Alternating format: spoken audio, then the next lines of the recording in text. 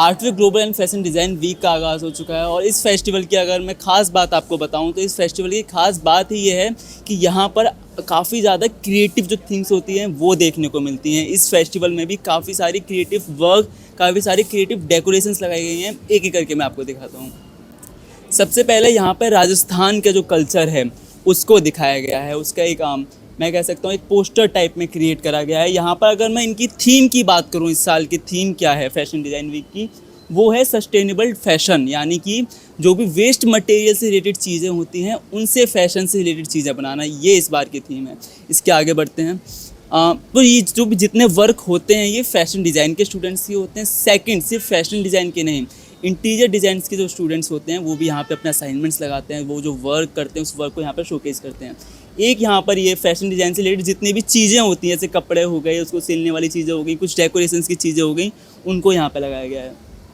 Second, Indian culture को यहाँ पे दिखाया गया है। वहीं पर global festival of design week का यहाँ पे एक लोगो टाइप में क्रिएट करा गया है। उसके बाद क्या थीम रहेगी इस बार अलग अलग कंट्रीज़ की, क्योंकि मावा स्टूडियोज़ की खासियत ही ये है कि यहाँ पे अलग अलग कंट्रीज़ की थीम्स को फॉलो किया जाता है।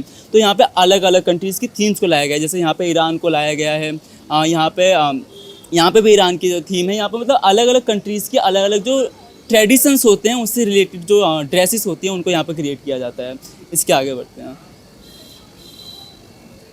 यहाँ पे मैंने आपको बताया कि इंटीरियर डिज़ाइन के स्टूडेंट्स जो होते हैं वो भी अपनी जो क्रिएशंस होती हैं, उनके भी जो सामान होते हैं, जो वो असाइनमेंट्स बनाते हैं, वो भी यहाँ पर शोकेस करे जाते हैं। जैसे आप यहाँ पर देख सकते हैं, घर में सजावट की जो चीज़ें होती हैं वो यहाँ पर लगाई गई हैं। ड्रेसेस ये इन्होंने खुद क्रिएट करे गए हैं। इनकी जो प्रिंट्स हैं वो इन्होंने खुद क्रिएट करे हैं। यहाँ पर मेरे बैक साइड में भी आप देखेंगे तो यहाँ भी दो पोस्टर्स टाइप में लगाए गए हैं, जहाँ पर फैशन डिज़ाइन स्टूडेंट्स ने खुद जो असाइनमेंट्स बनाए थे, खुद जो प्रोजेक्ट्स बनाए थे, उनको यहाँ पर शोकेस किया है।